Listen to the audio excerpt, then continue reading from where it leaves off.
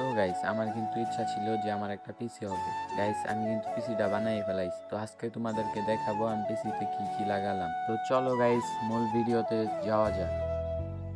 তো চলো ছোট্ট একটা এন্ট্রির মাঝে শুরু করা যাক আজকের ভিডিও। আমি কিন্তু Core i5 6 জেনারেশনের একটা প্রসেসর নিছি। তারপর হচ্ছে গিগাবাইট H110। গাইস আমরা র্যাম হিসাবে কিন্তু এইচপি ব্র্যান্ডের একটি 8 জিবি র্যাম নিছি। গাইস আমরা এসএসডি হিসাবে কিন্তু ইউজ করছি 128 জিবির একটা SATA এসএসডি। গাইস এটা কিন্তু খুব ভালো মানের একটা এসএসডি। গাইস দেখতেই পাচ্ছ এটা কিন্তু সিপিইউ কুলার।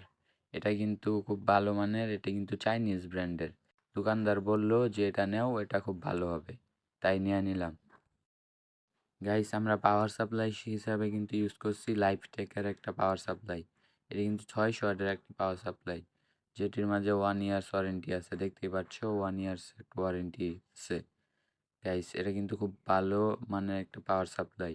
এটা দিয়ে কিন্তু আমার পিসি খুব ভালো চলে। আমরা কিন্তু এখানে একটা ওয়াইফাই রিসিভারও নিছি, যেটা কিন্তু 300 MBps এর ডিটি লিঙ্কের। এটির মাঝেও কিন্তু 1 ইয়ার্সের ওয়ারেন্টি আছে। সো গাইস আমরা কিন্তু মনিটর হিসাবে অ্যাটলেসের একটি ফুল এইচডি মনিটর ইউজ করেছি। দোকানদারকে বললাম যে কম বাজেটের ভিত্তিতে একটা ভালো একটা মনিটর দেন। গাইস আমাদের কিন্তু এই মনিটরটা দিছে, এটা কিন্তু খুব ভালো একটি মনিটর। দেখতেই পাচ্ছ ওবোর একটা ক্যাসিং নিছি। গাইস কিবোর্ড হিসাবে কিন্তু ইউজ করছি আইমাইসের N300। এটি কিন্তু খুব ভালো একটি কিবোর্ড মাউস। এটি কিন্তু কম্বো, আবার 8 জিবি লাইটিং সহকারে কম বাজেটের মাঝে খুব ভালো একটি কিবোর্ড মাউস।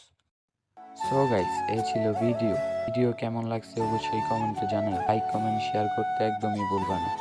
গাইস পরবর্তী ভিডিও আসা পর্যন্ত ভালো থেকো, সুস্থ থেকো, আল্লাহ হাফেজ।